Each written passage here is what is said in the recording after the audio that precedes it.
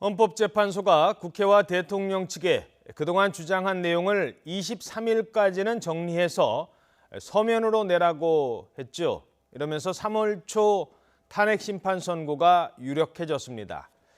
이에 따라 선고를 늦추려는 박근혜 대통령이 탄핵 심판에 직접 출석할 가능성도 남아 있습니다. 최두희 기자입니다.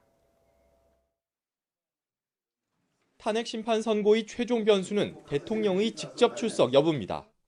2월 14일까지 피청구인 본인 출석 여부를 알려달라 이렇게 서면을 냈다고 했는데요. 거기에 대해서 어떤 입장이 있습니까? 그건 의뢰인인 피청구인 대통령과 상의를 한번 해보겠습니다. 대통령이 헌재 사건 당사자로 출석하는 건 전례가 없는 일이기에 유불리를 두고도 의견은 엇갈립니다. 대통령이 심판정에서 억울함을 호소한다면 탄핵에 반대하는 지지자들의 결집 효과가 일어날 수 있습니다. 또 진술 과정에서 검찰 수사 등 증거를 백지화할 정도로 설득력 있는 답변을 내놓게 된다면 재판관들에게 심리적 압박을 가할 수 있다는 분석도 나옵니다. 하지만 대통령 측에 불리할 것이란 관측도 만만치 않습니다.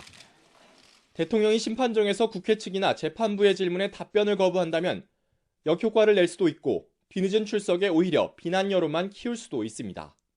이미 충분히 심리가 이뤄졌기 때문에 재판부가 당사자의 소명에 크게 의미를 두지 않을 가능성도 있습니다. 하지만 대통령 직접 출석은 선고 지연 전략으로는 여전히 유효합니다. 이 과정에서 시간이 지연돼 이정미 헌재소장 권한대행이 퇴임하는 3월 13일 이후까지 탄핵 심판이 이어진다면 헌재는 7인 체제에서 결정을 내릴 수밖에 없습니다.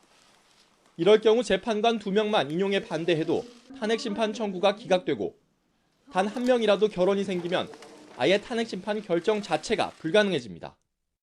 이에 따라 7인 체제 아래 선고의 공정성 시비가 생기는 상황을 피하려는 재판부와 대통령 출석 카드로 선고 시기를 최대한 늦추려는 대통령 측의 물밑 싸움이 치열하게 전개될 전망입니다. YTN 최두희입니다.